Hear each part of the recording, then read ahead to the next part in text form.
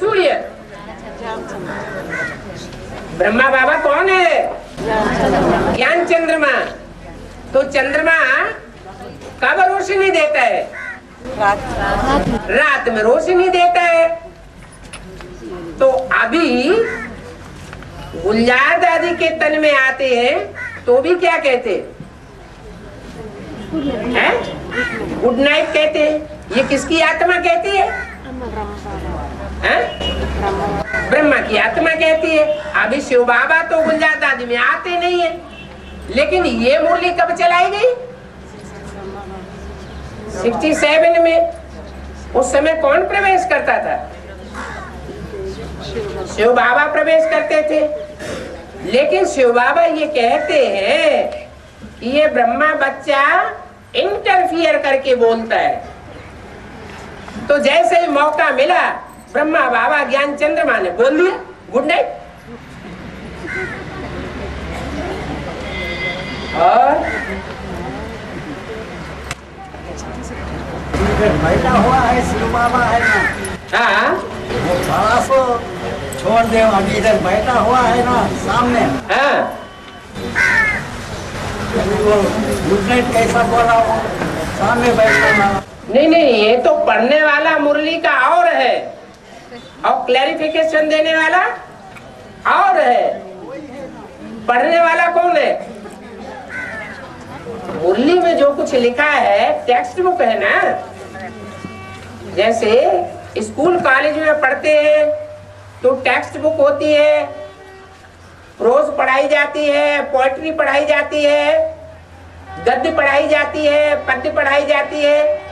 Teacher उसका clarification करता है, स्टूडेंट उसे पढ़ता है। तो पढ़ने वाला कौन है? ब्रह्मा पढ़ने वाला है और क्लैरिफिकेशन देने वाला कौन है? शिव बाप। शिव बाप को भी पढ़ने की दरकार है क्या? वो नहीं पढ़ता है। आया समझ में? हाँ मुकर्ररत है, आमने सामने है ना, मुकर्ररत है, आमने सामने भी है, लेकिन पढ़ने वाला कौन है? मुरली किताब हाथ में लेकर कौन पढ़ता है और कौन क्लैरिफिकेशन देता है? ब्रह्मा की सुन पढ़ती है और क्लैरिफिकेशन कौन देता है? शिव बाबा क्लैरिफिकेशन देता है। वो सुप्रीम टीचर है। और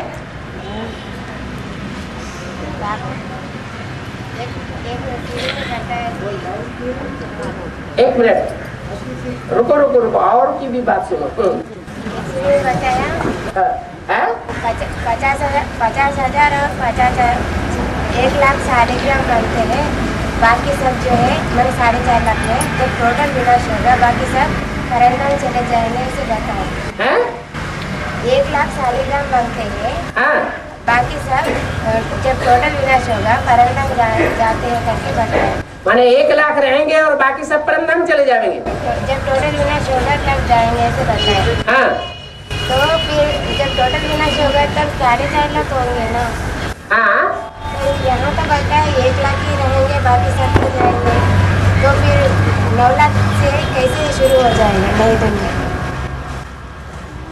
9,00,000 से दुनिया कैसे शुरू हो जाएगी? जब सबकी की दुनिया शुरू हो जाएगी तो 9,00,000 होंगे ना। हाँ तो 9,16,108। यहाँ तो 1,00,000 ही रहेंगे, बाकी सब परंदम जाएंगे। मैंने 1,00,000 रहेंगे? ये किसी मुरली में बोला कि 1,00,000 रहेंगे? 50,000 रहेंगे। 50,000 वो तो सूर्यवंशी चंद्रवंशियों की बात हो गई है। और बाकी दूसरे धर्म के हैं वो सूर्यवंशी नहीं बनेंगे।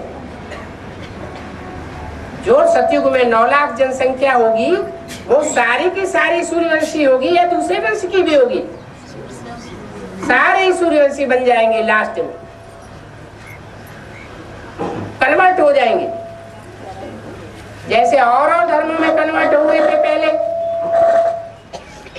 और लास्ट तक उनको भी कन्वर्ट होना पड़ेगा। बीजों के सब छिलके उतर जाएंगे। विनाश होता काहे के लिए? धर्मराज के डंडे होते काहे के लिए? कोई बीज में छिलका होता है तो डंडे से क्या किया जाता है, छिलका उतारा जाता है। तो और धर्मों का जो छिलका चढ़ा हुआ है और बीजों में, वो सब उतर जाएगा। कोई भी दूसरे धर्म का छिलका नहीं रहेगा विनाश होने के बाद। ये कैसे बुद्धि में आ गया कि विनाश होने के बाद भी दूसरे धर्म का छिलका रह जाएगा? और जल्दी जल्दी बोलो, टाइम निकल जाएगा।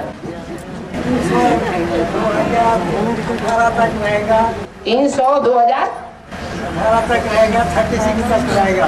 300 2018 क्या 1936 से 2018 तक रहेगा।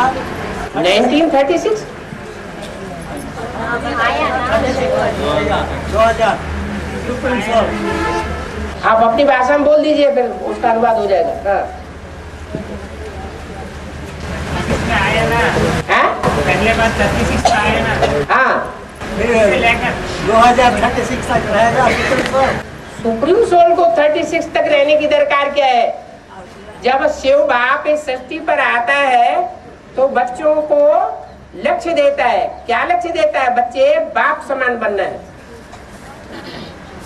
क्या? तो जो बाप समान बनने वाला कोई तो है या नहीं है?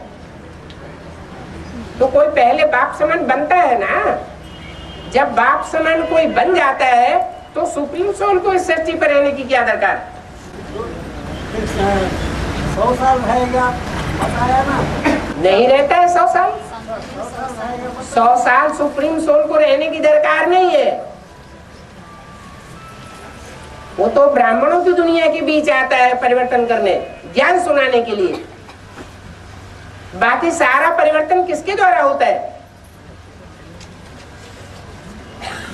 जो बाप समान बनता है और जो अपनी राजधानी स्थापन करता है, उसके द्वारा सारा परिवर्तन होता है।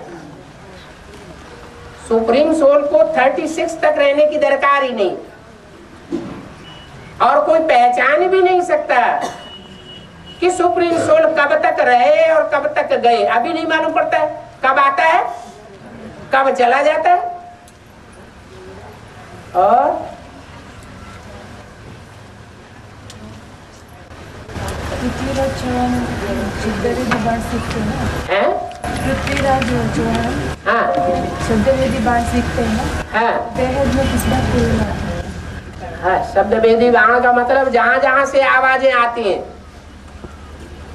दुनिया में, अज्ञान की आवाजें आती है ना, तो जहां जहां से अज्ञान की आवाजें आती हैं, धर्म गुरुओं की आवाजें, वहां वहां ज्ञान का बाण पहुंच जाता है और उनको धराशायी कर देता है। ये जरूरी नहीं है कि उनके सन्मुख पहुंचा जाए, उनको आंखों से देखा जाए, तब ही उनको ज्ञान बाण में लगेगा। आज की दुनिया तो ऐसी बन गई है, इंफॉर्मेशन टेक्नोलॉजी इतनी तीखी हो गई है कि दुनिया के किसी भी कोने में कोई भी बात पहुंचाई जा सकती है 1 सेकंड में। यहाँ आदमी भाषण देता जाए और अमेरिका के दूसरे कोने में वो आवाज तुरंत पहुंच जाती है। तो शब्द भेदी बाण नहीं हुआ।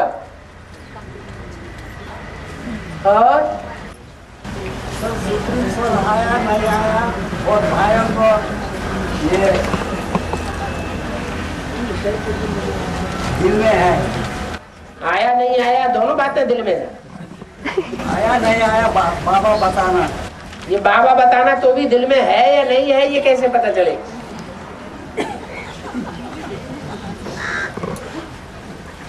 बाबा हाँ, घर बैठे मुझे याद करो। घर बैठे एक बार साप्ताहिक कोर्स ले लो, बटनी कर लो, फिर भले विलायत में चले जाओ, घर बना लो, वहीं रहो, मेरे को याद करते रहो, ईश्वरीय सेवा करते रहो। है हाँ जी, है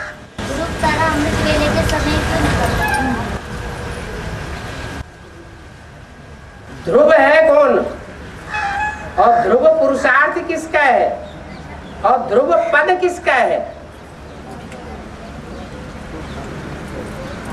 जिसका ध्रुव पद है वो कब प्रत्यक्ष होता है?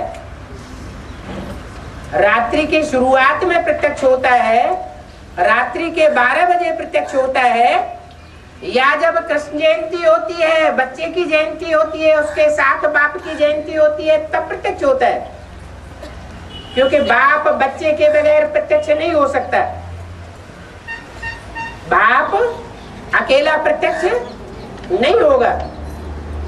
तो कृष्ण का जन्म कब? 76 जो है वो रात्रि का 12 बजे का टाइम हुआ, जो विदेशों के द्वारा माना जाता है दिन की शुरुआत। तो वास्तव में शिव का प्रत्यक्षता रूपी जन्म कब मनाया जाए? रात्रि के 12 बजे, या जब सूर्योदय होता है 4, 5, 6 बजे के बीच में, उस समय माना जाए। भारतवर्ष में जब सूर्य निकल आता है तब दिन की शुरुआत मानते हैं। विदेशों में रात्रि के 12 बजे से ही शुरुआत मानते हैं। तो वास्तव में सूर्योदय कब होता है?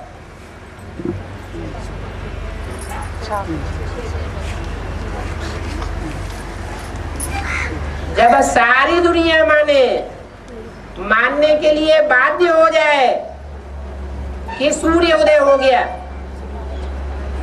तो कहेंगे सूर्योदय हुआ। तो वो 5, पौने 5 का जो टाइम है, 5 बजे के आसपास का, वो सूर्योदय का टाइम है। जिस समय सूर्योदय होता है उससे थोड़ा समय पहले वो ध्रुव तारा स्पष्ट दिखाई पड़ता है। क्या पहचान बताई है जो ध्रुव तारा दिखाई पड़ता है?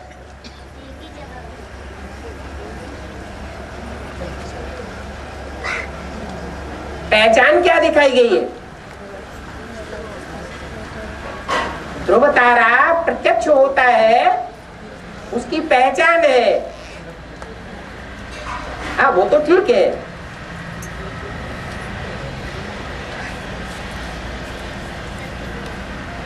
ध्रुव तारा जो है जब प्रत्यक्ष होता है उस समय अव्यक्त स्टेज में प्रत्यक्ष होता है। वो ध्रुव तारे की अव्यक्त स्टेज ही बाप को प्रत्यक्ष कर देती है।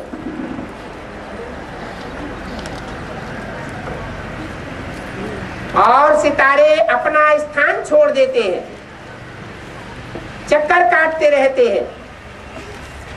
कभी एक जगह चक्कर काटेंगे, कभी दूसरी जगह चक्कर काटेंगे, एक के पास चक्कर काटेंगे, दूसरे के पास चक्कर काटेंगे, औरों के पास चक्कर काटेंगे। और ध्रुव तारा कोई के पास चक्कर नहीं काटता। एक शिव बाबा, दूसरा न कोई। और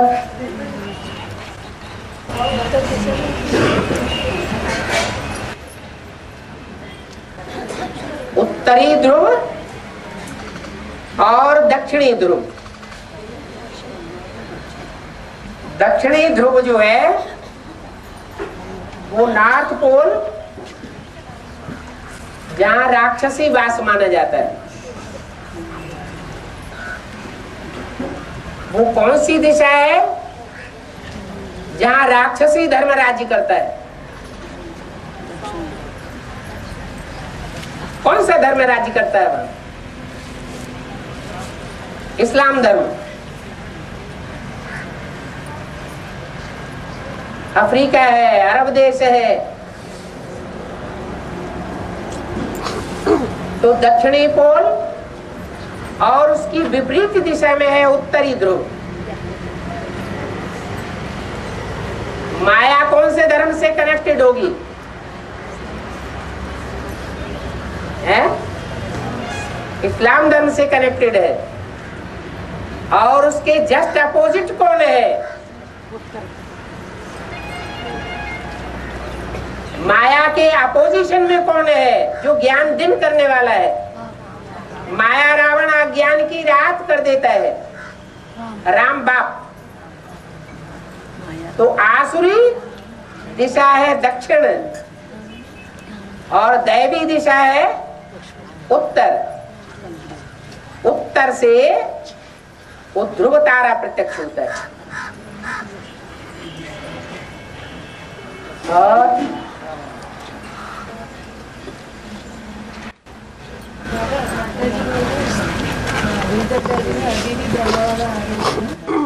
हाँ, और कौन आ रहा है? कोई दूसरी सोल आ रही है?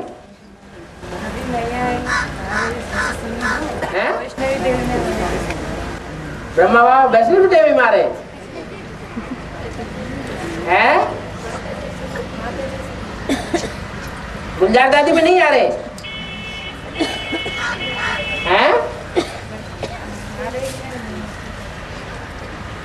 संशय क्यों पैदा करना चाहिए? वाणी आ रही है, उसका प्रूफ ये है कि वाणी का कोई भी वाक्य, महावाक्य, अव्यक्त वाणी का मुरली के महावाक्यों को क्रॉस नहीं करता है, तो साबित होता है ब्रह्मा की ये वाणी है।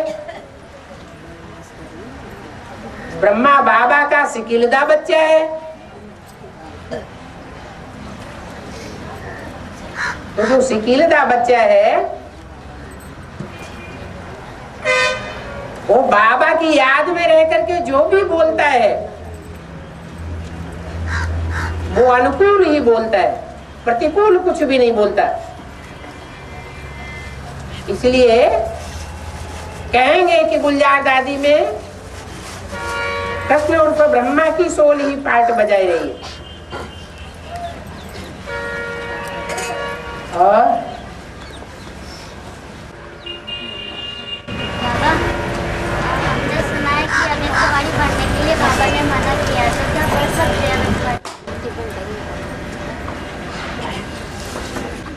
बाबा ने मुरली में ये बोला हुआ है कि जो डायरेक्ट मुरली सुनते हैं वो है फर्स्ट क्लास मुरली। जो टैप रिकॉर्डर से सुनते हैं या वीडियो में देखते हैं वो है सेकंड क्लास या गुड सेकंड क्लास। और जो कागज में पढ़ते हैं वो है थर्ड क्लास मुरली। तो जिनको फर्स्ट क्लास माल मिल रहा होगा वो थर्ड क्लास क्यों पढ़ेंगे? आजकल तो ट्रेन में भी थर्ड क्लास खत्म कर दिया। पहले ट्रेन में थर्ड क्लास चलता था, तो हमारी भी संकल्पों की ट्रेन है। इस संकल्पों की ट्रेन में थर्ड क्लास को कोई स्थान नहीं। क्यों? क्यों स्थान नहीं है? क्योंकि जो थर्ड क्लास पढ़ाई पढ़ने वाले होंगे उनको ये निश्चय ही नहीं होगा कि भगवान बाप आया हुआ है। जब निश्चय नहीं होगा तो जरूर कागज आगज की किताबें पढ़ते रहेंगे। जिनको निश्चय होगा वो डायरेक्ट सुनने की कोशिश करेगा, या जो एक्यूरेट वाणी सुनाती है टैप रिकॉर्ड वो सुनेगा, डायरेक्ट सुनेगा नहीं। अगर मौका मिलता है तो टैप रिकॉर्ड से सेकंड माल देखेगा। थर्ड क्लास की तो बात ही नहीं। बाबा, हम जो मुरली लिखते थे वो तो पढ़ सकते हैं ना? लिखते काहे के लिए? फेंकने के लिए?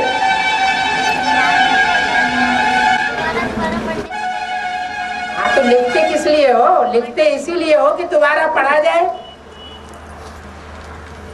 एक बार याद नहीं रहता है चीज तो उसको बार बार रिवाइज करें।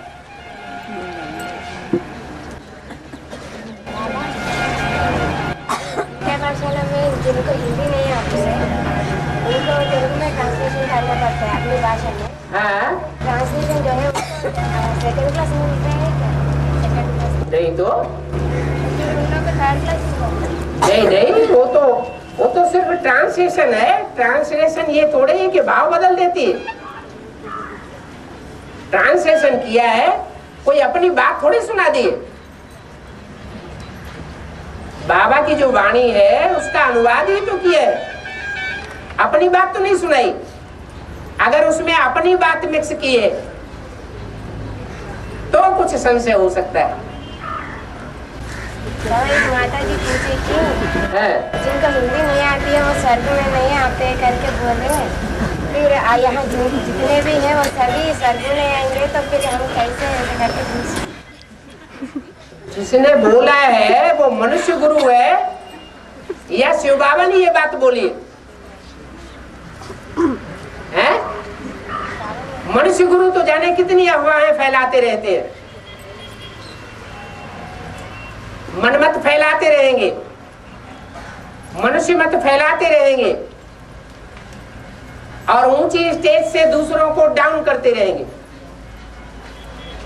अफवाहें फैलाने से क्या होता है? स्थिति डाउन हो जाती है लोगों की। जो बात मुरली में बोली गई हो, जो बात बाप ने बोली हो, वही बात हमको बोलनी है, दूसरी कोई बात नहीं बोलनी चाहिए। जो बाप की भाषा है 100 बच्चों की भाषा है।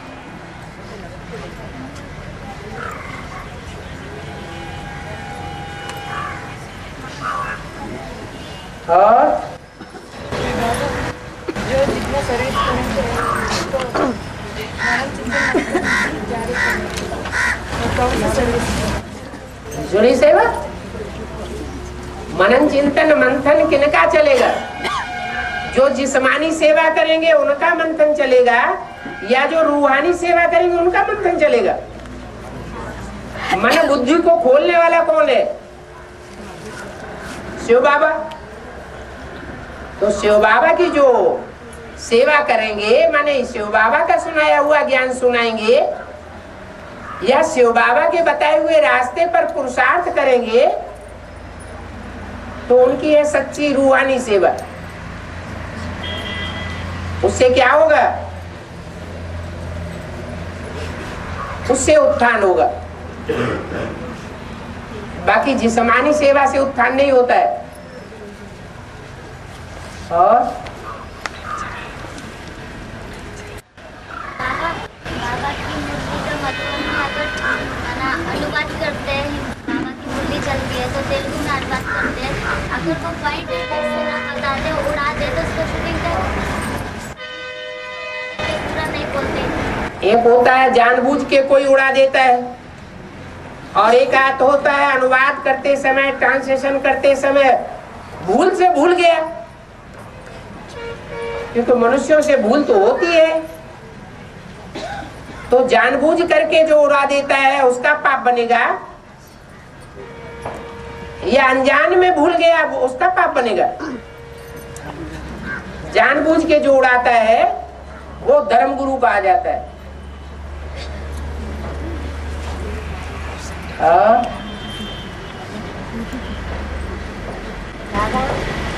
सूर्य जब उत्तरायण होता है तो अच्छा माना जाता है, जब दक्षिणायन होता है तो अच्छा माना जाता है। तो बेहद में अभी ध्यान से उत्तरायण या दक्षिणायन।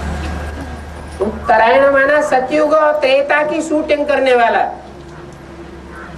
और दक्षिणायन माना आसुरी संप्रदाय भी ज्ञान लेना शुरू कर देता है। 100 लोगों की मजलिस बैठी हुई हो और उसमें 90 लोग दूसरे धर्म के हैं और 10 आत्माएं सूर्यवंशी बैठी हुई है, तो ज्यादा असर किसका पड़ेगा? 90 का वाइब्रेशन बन जाएगा दक्षिणायन। ये शूटिंग का हिसाब है। अभी ब्राह्मणों की दुनिया में उतरती कला चल रही है या चढ़ती कला चल रही है? हैं? क्या कहें? पुरुषार्थ चढ़ती कला का हो रहा है या गिरती कला का हो रहा है? गिरती कला का क्यों हो रहा है? क्योंकि दूसरे दूसरे धर्मों की संख्या बहुत बढ़ गई है। दूसरे धर्म में कन्वर्ट होने वाली आत्माओं की संख्या बहुत बढ़ गई है, तो उनका वाइब्रेशन असर करता रहता है। माना सूर्य अभी दक्षिणायन है, अभी उसको असली संगठन नहीं मिला है। जब असली सूर्यवंशी संगठन बन जाएगा, जिसके लिए मुरली में बोला है, ये ब्राह्मणों का परिवार ऐसा बन जाएगा कि जिसमें एक भी विकारी प्रवेश नहीं कर सकेगा। असल सूर्यवंशियों के संगठन में जब ज्ञान सूर्य प्रत्यक्ष होगा तो उत्तरायण कहा जाएगा।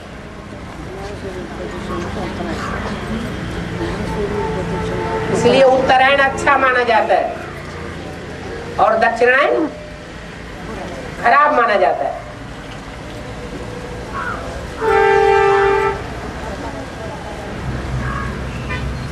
और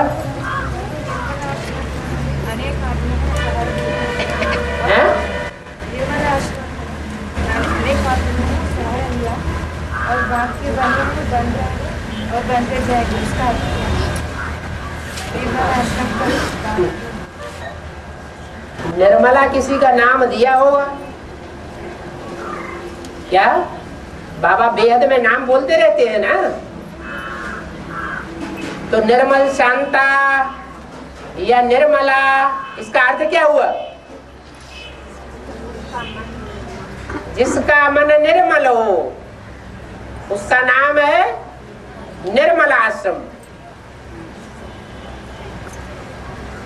वो निर्मला आश्रम का सरपरस्त है, उसके लिए बोला गया।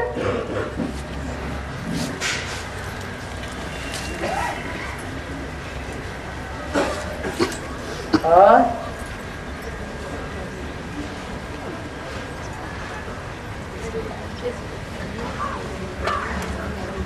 अच्छा